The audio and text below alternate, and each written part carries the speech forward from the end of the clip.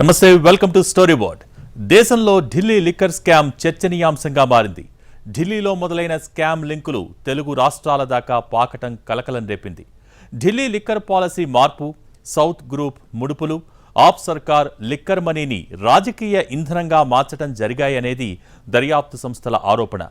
Delhi CM, deputy CM కవితతో పాటు పలువురు liquor కేసులో అరెస్ట్ అయ్యారు. కొందరికి బెయిల్ వచ్చింది, మరికొందరు అప్రూవర్లుగా మారారు. మరిన్ని అరెస్టులు ఉంటాయనే వాదన వినిపిస్తున్న తరుణంలో రాబోయే రోజుల్లో ఏం జరగబోతోంది అనేది తేలాల్సి ఉంది. ది లిక్కర్ స్టోరీ ఢిల్లీలో ప్రారంభమైంది.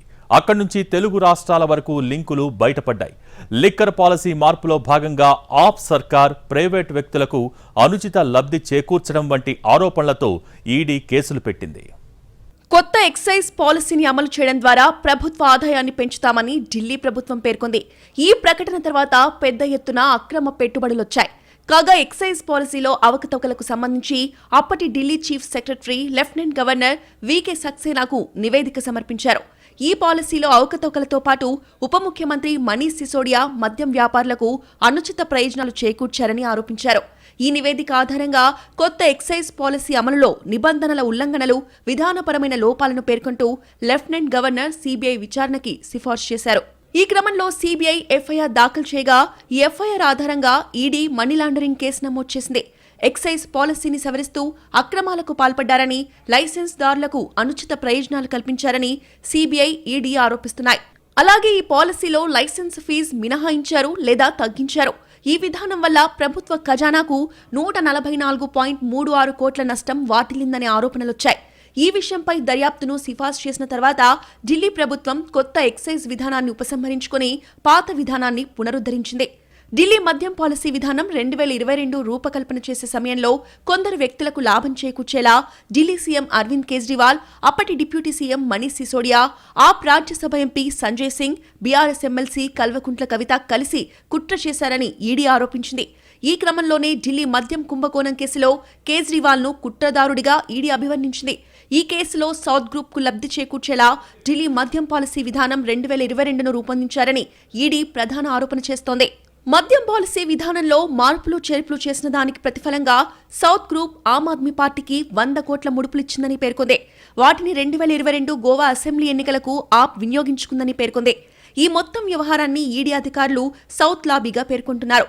ఈ కేసులో ఇప్పటికే అరెస్టు చేసిన కొందరు నిందితులు, మరికొందరు సాక్షులు ఇచ్చిన వాంగ్మూలాల్లో ఢిల్లీ సీఎం కేజ్రీవాల్ పేరుందని ఈడీ అధికారులు అరెస్టు చేసిన సందర్భంగా నోట్లో చేర్చారు.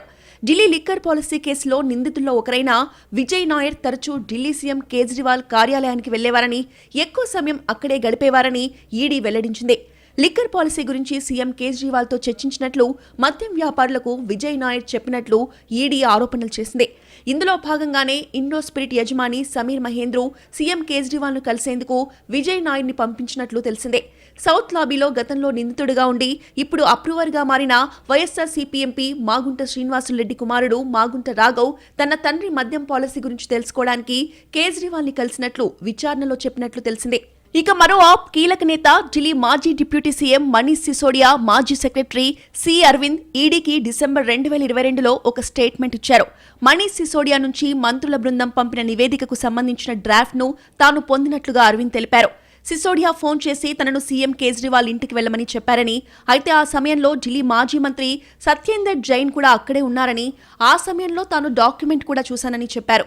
మంత్రుల బృందం సమావేశంలో సూచించిన ప్రతిపాదనలు ఆ డాక్యుమెంట్లో లేకపోవడంతో తాను ఆశ్చర్యపోయానని, అయితే ఆ డాక్యుమెంట్ మంత్రుల బృందం ఇచ్చిన నివేదిక ఆధారంగానే తయారు చేయమని కోరినట్లుగా పేర్కొన్నారు.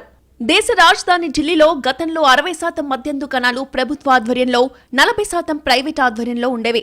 అయితే వాటిని 100% ప్రైవేట్కు అప్పగించాలని 2020లో ఆప్ ప్రభుత్వం నిర్ణయం తీసుకుంది. ఆప్ సర్కార్ నిర్ణయం మేరకు 2021 జనవరి 5న లిక్కర్ పాలసీ రూపకల్పనకు ఢిల్లీ ప్రభుత్వం మంత్రుల బృందంతో కూడిన ఒక కమిటీ వేసింది. డిప్యూటీ సీఎం మనీష్ సిసోడియా, సత్యేంద్ర జైన్, కైలాష్ గెహ్లట్ ఈ బృందంలో ఉన్నారు. వాళ్లంతా కలిసి 2 నెలల తర్వాత కొత్త లిక్కర్ పాలసీని అందించారు. ఈ కొత్త లిక్కర్ పాలసీని ఆప్ సర్కార్ మే 21, 2021న ఎలాంటి సవరణలు లేకుండానే ఆమోదించింది. ప్రభుత్వానికి భారీగా ఆదాయం తగ్గి షాపుల నిర్వాహకులకు అతి భారీ లాభం వచ్చేలా పాలసీ రూపొందింది. దాదాపు 4 నెలలు పెండింగ్ పెట్టిన తర్వాత 2021 నవంబర్లో కేజ్రీవాల్ సర్కార్ తీసుకొచ్చిన కొత్త లిక్కర్ పాలసీకి ఢిల్లీ లెఫ్టినెంట్ గవర్నర్ ఓకే చెప్పారు. దీంతో 2021లో కేజ్రీవాల్ ప్రభుత్వం కొత్త మద్యం పాలసీని అమల్లోకి తీసుకొచ్చింది. మద్యం అమ్మకాలకు ప్రభుత్వం టెండర్లు పిలిచి ప్రైవేట్ వ్యక్తులకు షాపులను అప్పగించింది. దీనికి గాను వారి నుంచి లైసెన్స్ ఫీజులు వసూలు చేసింది. కొత్త ఎక్సైజ్ పాలసీకి అనుగుణంగా ఢిల్లీలో 849 మద్యం దుకాణాలు తెరుచుకున్నాయి. ఈ పాలసీ అమలు సమయంలో లైసెన్స్ ఫీజులను కూడా ప్రభుత్వం భారీగా పెంచింది. కొత్త మద్యం పాలసీ అమల్లోకి వచ్చిన తర్వాత L1 లైసెన్స్ కోసం కాంట్రాక్టర్లు 5 కోట్లు చెల్లించాల్సిండగా గతంలో 25 లక్షలు కాంట్రాక్టర్లు చెల్లించాల్సి వచ్చేది. అదేవిధంగా ఇతర కేటగిరీల్లో లైసెన్స్ ఫీజులు కూడా గణనీయంగా పెంచింది ఆప్ సర్కార్. దీంతో బడా మద్యం కాంట్రాక్టర్లకు మాత్రమే మార్కెట్లో లైసెన్సులు లభించాయి. ఢిల్లీ ప్రభుత్వం తీసుకొచ్చిన కొత్త పాలసీ ప్రకారం మద్యం హోమ్ డెలివరీ, మద్యం షాపులు తెల్లవారుజామున 3 గంటల వరకు తెరుచుకునే వెసులుబాటు ఉంటుంది. మద్యం ధరల విషయంలో ప్రైవేట్ వ్యాపారులు స్వేచ్ఛగా వ్యవహరించే అవకాశం ఉంది. అంటే ధరలను వారి ఇష్ట ప్రకారం పెంచుకోవచ్చు అన్నమాట. లైసెన్సుల జారీ విషయంలోనూ అపరిమిత డిస్కౌంట్లను కేజ్రీవాల్ ప్రభుత్వం ఆఫర్ చేసింది. ఈ వెసులుబాట్ల ద్వారా ప్రభుత్వానికి వచ్చే ఆదాయాన్ని 27% పెంచుతున్నామని, అదనంగా 8,900 కోట్లు ప్రభుత్వ ఖజానాలోకి చేరతాయని కేజ్రీవాల్ ప్రభుత్వం అప్పట్లో ప్రకటించింది. 2022 ఏప్రిల్లో ఢిల్లీ చీఫ్ సెక్రటరీగా నరేష్ కుమార్ నియమితులయ్యారు. ఉద్యోగంలో చేరగానే కొత్త లిక్కర్ పాలసీని క్షుణ్ణంగా స్టడీ చేసిన నరేష్ కుమార్ లిక్కర్ పాలసీ రూపకల్పనలోనే అవకతవకలు జరిగాయని, మద్యం దుకాణాల కేటాయింపులోనూ తప్పులు జరిగినట్లుగా గుర్తించి దీనిపై ఒక రిపోర్ట్ని రెడీ చేసి లెఫ్టినెంట్ గవర్నర్కు అందించారు. దీంతో ఈ విషయంపై కేంద్ర హోంశాఖ కార్యదర్శి అజయ్ భల్లాకు లెఫ్టినెంట్ గవర్నర్ లేఖ రాశారు. ఆ లేఖ పరిగణలోకి తీసుకుని సిబిఐ దర్యాప్తునకు కేంద్ర హోంశాఖ ఆదేశాలు జారీ చేసింది. చీఫ్ సెక్రటరీ నివేదిక రూపొందిస్తున్న సమయంలోనే కొత్త లిక్కర్ పాలసీని రద్దు చేస్తున్నట్లు కేజ్రీవాల్ ప్రభుత్వం ప్రకటించింది. తాము ఆశించిన స్థాయిలో ప్రభుత్వం ఆదాయం పెరగడం లేదని, అందుకే కొత్త పాలసీని రద్దు చేస్తున్నట్లుగా ప్రకటించింది ఆ ప్రభుత్వం. లిక్కర్ పాలసీ వెనక్కి తీసుకుని రచ్చకాకుండా చూద్దామనే యోచన బెడిసికొట్టింది. సిబిఐ, ఈడీ రంగంలోకి దిగడంతో లిక్కర్ సీరియల్ కొనసాగుతూనే ఉంది. ఢిల్లీ లిక్కర్ పాలసీ మార్పు వెనుక సౌత్ గ్రూప్ పాత్ర ఉందని, అది ఆప్కు ముడుపులు ముట్టజెప్పింది అనే ఆరోపణలతో ఈడీ దూకుడు పెంచింది. ఎక్కడో ఢిల్లీలో లిక్కర్ పాలసీని ప్రభావితం చేయడానికి సౌత్కు చెందిన ప్రైవేటు వ్యక్తులు ప్రయత్నించడం దేశవ్యాప్తంగా కలకలం రేపింది. కొత్త పాలసీ ప్రకారం ఢిల్లీలో మద్యం దుకాణాల కేటాయింపులో నిబంధనలకు విరుద్ధంగా గుత్తాధిపత్యం కనిపించింది. మద్యం పాలసీలో మార్పులు చేస్తూ ఢిల్లీ ఉప ముఖ్యమంత్రి సిసోడియా ప్రభుత్వానికి 145 కోట్ల రూపాయలు నష్టం చేశారు. మద్యం వ్యాపారులు ప్రభుత్వానికి కట్టాల్సిన 145 కోట్ల రూపాయలను కోవిడ్ పేరుతో ఏకపక్షంగా ప్రభుత్వం మాఫీ చేసింది. ప్రతి బీర్ కేసుకు ప్రభుత్వానికి చెల్లించాల్సిన ఇంపోర్ట్ డ్యూటీని ప్రభుత్వం మాఫీ చేసింది. L1 కేటగిరీ లైసెన్స్ల జారీలో లంచాలు తీసుకుని పర్మిషన్లిచ్చారు. అప్పటి ఢిల్లీ ఉప ముఖ్యమంత్రి మనీష్ సిసోడియా అనుచరుడు దినేష్ అరోరా కంపెనీకి ఒక మద్యం వ్యాపారి ₹1 కోటి తరలించినట్లు సిబిఐ గుర్తించింది. రిటైల్ వెండర్లకు క్రెడిట్ నోట్లు జారీ చేయడం ద్వారా లంచాలించినట్లుగా గుర్తించిన సిబిఐ మనీష్ సిసోడియా అనుచరులు దినేష్ అరోరా, అమిత్ అరోరా, అర్జున్ పాండేలు ఈ కుంభకోణంలో కీలక పాత్ర పోషించినట్లు తేల్చింది. కొందరు ప్రైవేట్ వ్యక్తులకు లాభం చేకూర్చేలా ఈ కొత్త లిక్కర్ పాలసీని తీసుకొచ్చారని, సౌత్ గ్రూప్ అనే పేరుతో దక్షిణాదికి చెందిన కొందరు ఒక సిండికేట్ గా ఏర్పడి ఈ పాలసీ ద్వారా లబ్ధి పొందారని, ఈ క్రమంలో ఆ ప్రభుత్వానికి లంచాలు ముట్టాయని అనేక ఆరోపణలున్నాయి. కొత్త మద్యం పాలసీలో నిబంధనల ఉల్లంఘన, విధానపరమైన అవకతవకలకు సంబంధించి 15 మంది నిందితులపై సిబిఐ ఎఫ్ఐఆర్ నమోదు చేసింది. ఆ తర్వాత సిబిఐ నమోదు చేసిన కేసుకు సంబంధించి పిఎంఎల్ఏ కింద మనీ లాండరింగ్ కేసును ఈడీ దర్యాప్తు ప్రారంభించింది. ఢిల్లీ ప్రభుత్వ నూతన మద్యం పాలసీలో జరిగిన కుంభకోణంపై ఈడీ, సిబిఐ వేరువేరుగా దర్యాప్తు చేస్తున్నాయి. ఈ విధానం రూపకల్పన, అమలులో మనీ లాండరింగ్ జరిగిందన్న ఆరోపణలపై ఈడీ దర్యాప్తు చేస్తోంది. విధాన రూపకల్పనలో అవకతవకలు జరిగాయన్న ఆరోపణలపై సిబిఐ దర్యాప్తు చేస్తోంది. హైదరాబాద్ కు చెందిన ప్రముఖ లిక్కర్ వ్యాపారవేత్త రాబిన్ డిస్టిలరీస్ పేరుతో వ్యాపారం చేసిన అరుణ్ రామచంద్ర పిల్లై, వైసీపీ ఒంగోలు ఎంపీ మాగుంట శ్రీనివాసులరెడ్డి, ఆయన కుమారుడు రాఘవ మాగుంట, అరబిందో ఫార్మా శరత్ చంద్రారెడ్డిలతో కూడిన సౌత్ గ్రూప్ ఈ లిక్కర్ స్కామ్ లో అవినీతికి పాల్పడిందన్న ఆరోపణలున్నాయి. సిబిఐ ప్రకారం ఎక్సైజ్ శాఖ అధికారులతో పాటు ఢిల్లీ ఎక్సైజ్ పాలసీని రూపొందించడంలో, అమలు చేయడంలో క్రియాశీలక పాత్ర పోషించిన నిందితులలో పిల్లై కూడా ఒకరు. అరుణ్ రామచంద్ర పిల్లై మద్యం తయారీ కంపెనీ ఇండో స్పిరిట్స్ కు అన్ని తానే వ్యవహరించేవాడు. ఈ కంపెనీలో 32.5% షేర్ పిల్లైదే. హైదరాబాద్ కు చెందిన ఈ వ్యాపారవేత్త మనీ లాండరింగ్ కు పాల్పడి ప్రజాప్రతినిధులకు ఢిల్లీలో లిక్కర్ లైసెన్సుల విషయంలో అక్రమ మార్గంలో మేలు చేశాడనేది పిల్లైపై ఉన్న ప్రధాన అభియోగం. హైదరాబాద్కు చెందిన రాబిన్ డిస్టిలరీస్ ప్రైవేట్ లిమిటెడ్కు పిల్లై డైరెక్టర్గా ఉన్నారు. ఢిల్లీలో ఉన్న సమీర్ మహేంద్రకు చెందిన ఇండో స్పిరిట్ ప్రైవేట్ లిమిటెడ్తో రాబిన్ డిస్టిలరీస్ ప్రైవేట్ లిమిటెడ్ కంపెనీకి సంబంధాలున్నాయి. ఢిల్లీలో ఉన్న ఓన్లీ టచ్ లౌడర్ అనే ఈవెంట్ మేనేజ్మెంట్ కంపెనీకి ఈ మహేంద్రు ఢిల్లీ లిక్కర్ స్కామ్లో కీలకంగా వ్యవహరించిన విజయ్ నాయర్ ఓనర్లు. మహేంద్రకు విజయ్ నాయర్కు మధ్యవర్తిగా పిల్లై వ్యవహరించినట్లు సీబీఐ చెబుతోంది. విజయ్ నాయర్కు పిల్లై కోట్ల రూపాయల ముడుపులు చెల్లించేవాడని, ఆ తర్వాత ఆ డబ్బును ఢిల్లీ ప్రభుత్వ ఉద్యోగులకు లంచాల రూపంలో విజయ్ నాయర్ చేరవేసేవారని సీబీఐ పేర్కొంది. సమీర్ మహేంద్రకు చెందిన ఇండో స్పిరిట్స్ సంస్థ ద్వారా వచ్చిన డబ్బును విజయ్ నాయర్కు రామచంద్ర పిల్లై పంపేవాడని సీబీఐ స్పష్టం చేసింది. ఇండో స్పిరిట్స్ కంపెనీ అక్రమంగా ఆర్జించిన 69 కోట్ల డబ్బులో 29 కోట్లు పిల్లై అకౌంట్స్కు ట్రాన్స్ఫర్ అయ్యాయి. ఈ డబ్బులో 4.75 కోట్లను పిల్లై ఒక టీవీ ఛానల్ అధినేతకి, 3.85 కోట్లను అభిషేక్ బోయినపల్లి అకౌంట్కు పేమెంట్లు చేసినట్లు ఎన్ఫోర్స్మెంట్ డైరెక్టరేట్ గుర్తించింది. అభిషేక్ బోయినపల్లి కూడా ఢిల్లీ లిక్కర్ స్కామ్ కేసులో నిందితుడే. ఇక్కడ మరో ట్విస్ట్ ఏంటంటే అరుణ్ రామచంద్ర పిల్లైకు చెందిన Robin Distilleries Private Limited and Robin Distribution LLP address, BRS MLC Kavitha బంధువులకు చెందిన బ్యూటీ పార్లర్ ఒకటే అడ్రస్తో ఉన్నాయి. తాను బీఆర్ఎస్ ఎమ్మెల్సీ కవిత ప్రతినిధినని, ఆమె తరపున సౌత్ గ్రూప్ కి ప్రాతినిధ్యం వహించానని అరుణ్ రామచంద్ర పిల్లై విచారణలో అంగీకరించినట్లు ఈడీ తెలిపింది. కవిత బినామినే రామచంద్ర పిల్లై అని ఈడీ బలంగా వాదిస్తోంది. ఢిల్లీ బీజేపీ ఎంపీ పర్వేష్ వర్మ, ఢిల్లీకి చెందిన మాజీ ఎమ్మెల్యే మంజిందర్ సీసా ఢిల్లీ లిక్కర్ స్కామ్ లో కవిత పాత్ర ఉందని తీవ్ర ఆరోపణలు చేశారు. కేసీఆర్ కుటుంబ సభ్యుల సూచనలతోనే ఢిల్లీ మద్యం విధానాన్ని రూపొందించారని, మద్యం విధానానికి సంబంధించిన చర్చల్లో స్వయంగా కవిత పాల్గొన్నారని, ఢిల్లీ ఉప ముఖ్యమంత్రి సిసోడియా, ఎక్సైజ్ అధికారులు, కేసీఆర్ కుటుంబ సభ్యులు సదరు హోటల్లో జరిగిన చర్చల్లో డీల్ కుదుర్చుకున్నారని వారు ఆరోపించారు. అరుణ్ రామచంద్ర పిల్లై ఢిల్లీలోని ఒబెరాయ్ హోటల్లో 6 నెలల పాటు కవిత కోసం ఒక గదిని బుక్ చేసి ఉంచారని తెలిపారు. రామచంద్రన్ పిల్లైని ఢిల్లీలో వ్యాపారం చేయడానికి కవిత తీసుకొచ్చారని కూడా పేర్కొన్నారు. లిక్కర్ మాఫియా కమిషన్ను 10% పెంచేందుకు చేసుకున్న 150 కోట్ల రూపాయల డీల్లో మొదటి విడత మొత్తం కవిత ద్వారా ఢిల్లీ డిప్యూటీ సీఎం సిసోడియాకు ముట్టిందని వారు ఆరోపించారు.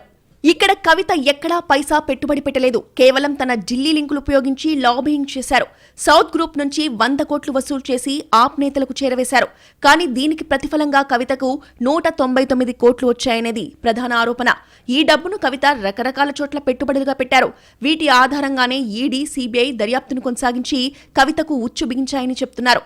కొందరు నిందితులు అప్రూవర్లుగా మారి చెప్పిన వాంగ్మూలాలతో పాటు కవిత పెట్టిన పెట్టుబడుల ఆధారంగా కవితపై కేసు ఫ్రేమ్ చేశాయి దర్యాప్తు సంస్థలు. దీంతో పాటు కవిత తక్కువ కాలంలో పలు ఫోన్లు వాడటం, ఏకంగా 10 ఫోన్లలో డేటా డిలీట్ చేయడం మరిన్ని అనుమానాలకు తావిచ్చింది. తాను కడిగిన ముత్యంలా బయటపడతానని కవిత చెప్తున్నారు. కానీ బెయిల్ రావడం అంత ఈజీ కాదనే వాదన కూడా వినిపిస్తోంది. మరి కవిత లిక్కర్ కేసు నుంచి బయటపడతారా లేదా అనేది చూడాల్సింది.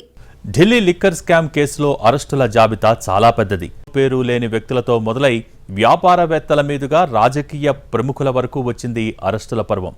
త్వరలో మరిన్ని అరెస్టులు ఉంటాయనే వార్తలు ఎన్నో ప్రశ్నలకు తావిస్తున్నాయి. ఢిల్లీ లిక్కర్ కేసులో అమిత్ అరోరా రిమాండ్ రిపోర్ట్లో తొలిసారిగా కవిత పేరును ప్రస్తావించింది సీబీఐ. ఆ తర్వాత ఈ కేసులోకి ఈడీ కూడా ఎంట్రీ ఇచ్చింది. 100 కోట్ల రూపాయల ముడుపులను సౌత్ గ్రూప్ చెల్లించినట్లు CBI తేల్చింది.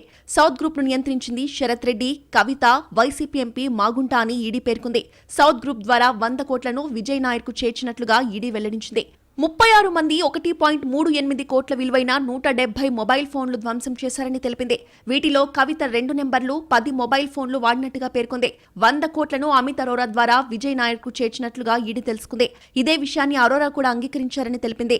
YCP MP Magunta Srinivasulu Reddy సమన్వయపరిచారని పేర్కొంది. ఇందుకోసం ప్రత్యేకంగా ఫోన్స్ ఉపయోగించారని, వాటిని మార్చారని, ధ్వంసం చేశారని ఈడీ ప్రస్తావించింది. సౌత్ గ్రూప్ నుంచి ముడుపులు చెల్లించిన వారిలో అరబిందో శరత్ రెడ్డితో పాటు కవిత పేరును ఈడీ అమిత్ అరోరా రిమాండ్ రిపోర్ట్లో పేర్కొంది. సౌత్ గ్రూప్ లోకి కీలకంగా ఉన్నట్లు గుర్తించిన వ్యాపారవేత్త అరుణ్ పిల్లై, అభిషేక్ బోయిన్పల్లి, చార్టెడ్ అకౌంటెంట్ బుచ్చిబాబును అదుపులోకి తీసుకుని విచారించింది ఈడీ. వీరి నుంచి కీలక సమాచారాన్ని రాబట్టింది. ఢిల్లీ లిక్కర్ కేసులో విచారణ సాగే కొద్దీ నిందితులుగా ఉన్న పలువురు అప్రూవర్లుగా మారారు. దీంతో దర్యాప్తు సంస్థలకు కీలక సమాచారం అందింది. దీని ఆధారంగా దూకుడు పెంచాయి సీబీఐ, ఈడీ. ఈ సమాచారం ఆధారంగానే కవిత, కేజ్రీవాల్ అరెస్ట్ అయ్యారు. అయితే కేసు విచారణ ఇంతటితో ఆగలేదు. ఇంకా కొత్త పేర్లు తెరపైకొస్తున్నాయి. కవిత దగ్గరి బంధువు మేకా శరణ్ పై ఫోకస్ చేసింది ఈడీ. కవిత ఇంట్లో శరణ్ ఫోన్ దొరకడం, ఆమె అరెస్టు సమయంలో అతడు అక్కడే ఉండడం ఈడీని అలర్ట్ చేసింది. సౌత్ గ్రూప్ ఆర్థిక లావాదేవీల్లో అతడి ప్రమేయం కూడా ఉన్నట్లు భావిస్తోంది. 2 సార్లు పిలిచిన మేకా శరణ్ విచారణకి హాజరు కాలేదు. దీంతో మేకా శరణ్ ఇంట్లో సోదాలు జరిపింది ఈడీ. ఇప్పుడు కొత్తగా మరో 4 ఆప్ నేతల్ని కూడా అరెస్టు చేస్తారనే చర్చ జరుగుతోంది. ఢిల్లీ లిక్కర్ కేసులో ఇప్పటికే 4 కీలక నేతలు అరెస్టయ్యారు. ఢిల్లీ సీఎం అరవింద్ కేజ్రీవాల్, ఢిల్లీ మాజీ deputy CM Manish Sisodia, MLC Kavitha, Aam Aadmi MP Sanjay Singh అరెస్టయ్యారు. ఈ కేసులో ఇప్పటి వరకు జరిగిన అరెస్టులను ఒకసారి చూడండి. వీరితో పాటు ఇండో స్పిరిట్స్ యజమాని సమీర్ మహేంద్రు, శరత్ చంద్రారెడ్డి, బినోయ్ బాబు, అభిషేక్ పోయినపల్లి, విజయ్ నాయర్, బడ్డీ రిటైల్ డైరెక్టర్ అమిత్ అరోరా, మద్యం వ్యాపారి గౌతమ్ మల్హోత్రా, రాజేష్ జోషి, కవిత మాజీ ఆడిటర్ గోరెంట్ల బుచ్చిబాబు అరెస్టయ్యారు. ఇంకా మద్యం వ్యాపారి మాగుంట రాఘవ, అరుణ్ పిల్లై కూడా అరెస్టయ్యారు. 3 ఏళ్లుగా డ్రైలీ ఎపిసోడ్ అయిపోయింది Delhi liquor scam case. CM Kejriwal అరెస్టుతోనే కేసు ఫైనల్ స్టేజ్కి వచ్చేసిందని భావించారు. కానీ ఈడీ వేస్తున్న అడుగులు, ఆప్ నేతలు చెప్తున్న మాటలు వింటుంటే లిక్కర్ స్కామ్ కేసులో మరిన్ని విచారణలు, అరెస్టులు ఉండే అవకాశం ఉందన్న చర్చ జరుగుతోంది. కేజ్రీవాల్ అరెస్టు తర్వాత ఢిల్లీ మంత్రి కైలాష్ గెహ్లాట్ కు నోటీసులు ఇచ్చి విచారించింది ఈడీ. విజయ్ నాయర్ కు తన అధికారిక నివాసాన్ని షెల్టర్ గా ఇచ్చారన్న దానిపై వివరాలు అడిగి తెలుసుకుంది. అయితే కేజ్రీవాల్ ను కోర్టులో ప్రవేశపెట్టిన తర్వాత ఈ కేసు విచారణ ఇంకొంత దూరం వెళ్తుందన్న చర్చకు అవకాశం లభించింది. విజయ్ నాయర్ ద్వారా సౌత్ గ్రూప్ నుంచి ఆప్ ముడుపులు తీసుకుందనేది ఈ కేసులో ఈడీ ప్రధాన ఆరోపణ. అయితే విజయ్ నాయర్ తనకు రిపోర్ట్ చేయరని, ఢిల్లీ మంత్రులు అతీషి, భరద్వాజ్ కు రిపోర్ట్ చేస్తారని విచారణలో కేజ్రీవాల్ చెప్పినట్లుగా ఈడీ కోర్టుకు వివరించింది. కేజ్రీవాల్ ను మరోసారి ఈడీ కస్టడీకి తీసుకునే అవకాశం ఉంది. అంతకుముందే పలువురు ఆప్ నేతలు కేసుతో సంబంధం ఉన్న అధికారులకు నోటీసులిచ్చి విచారిస్తారని ప్రచారం జరుగుతోంది. ఈ నేపథ్యంలో ఢిల్లీ మంత్రి అతీషి ఇచ్చిన స్టేట్మెంట్ చర్చనీయాంశంగా మారింది. కొన్ని రోజుల్లో మరికొందరు ఆప్ నేతలు అరెస్టు కావచ్చున్నారామె. ఎవరెవరు అరెస్టు కాబోతున్నారో కూడా పేర్లతో వివరించారు. తనతో పాటు అంటే అతీషి, సౌరభ్ భరద్వాజ్, దుర్గేష్ పాఠక్, రాఘవ్ చెడ్డాను లోక్సభ ఎన్నికలకు ముందు అరెస్టు చేసే అవకాశం ఉందని ఆమె చెప్పారు. लोकसभा चुनाव से पहले वो आम आदमी पार्टी के 4 और नेताओं को गिरफ्तार करने वाले हैं. वो मुझे गिरफ्तार करेंगे, वो सौरभ भारद्वाज को गिरफ्तार करेंगे, वो दुर्गेश पाठक को गिरफ्तार करेंगे और वो राघव चड्ढा को गिरफ्तार करेंगे. లిక్కర్ ముడుపులు రాజకీయ ఇంధనంగా మారాయనేది మరో ప్రధాన ఆరోపణ. లిక్కర్ పాలసీ మార్పుతో ముట్టిన డబ్బును ఆప్ గోవా, పంజాబ్ ఎన్నికల్లో ఉపయోగించిందనే ఆరోపణలున్నాయి. ఇప్పటికే గోవా ఆప్ నేతలకు కూడా నోటీసులు వెళ్లాయి. వారితో పాటు కేజ్రీవాల్ ను కలిపి విచారించాలని కోర్టుకు చెప్పాయి దర్యాప్తు సంస్థలు. పంజాబ్ ఆప్ నేతలకు కూడా నోటీసులిచ్చే అవకాశాలున్నాయి. కొంతమంది ఢిల్లీ లిక్కర్ కేసును 2G కేసుతో పోలుస్తున్నారు. అప్పట్లో 2G కేసు కూడా ఢిల్లీలో మొదలై తమిళనాడు దాకా పాకింది. ఇప్పుడు లిక్కర్ కేసు కూడా హస్తిన నుంచి తెలంగాణ దాకా పాకింది. లిక్కర్ కేసు విచారణ మొదలైనప్పుడు ఇన్ని మలుపులు తిరుగుతుందని ఎవ్వరూ ఊహించలేదు. ఒకే కేసుతో ఢిల్లీలో ఆప్, తెలంగాణలో బీఆర్ఎస్ పార్టీలకు రాజకీయంగా ఇబ్బందికరంగా తయారైన పరిస్థితి. ఎన్నికల సమయంలో జరిగిన కవిత, కేజ్రీవాల్ అరెస్టులపై రాజకీయ రచ్చ కూడా జరిగింది. లిక్కర్ కేసులో రాజకీయ కోణాన్ని పక్కన పెడితే ఈ కేసు లాజికల్ ఎండ్ కు ఎప్పుడు చేరుతుందనేది చూడాల్సి ఉంది. ఇంకా ఎంతమందిని అరెస్టు చేస్తారో, చివరికి ఏం తేలుతుందనేది కూడా కీలకం కానుంది.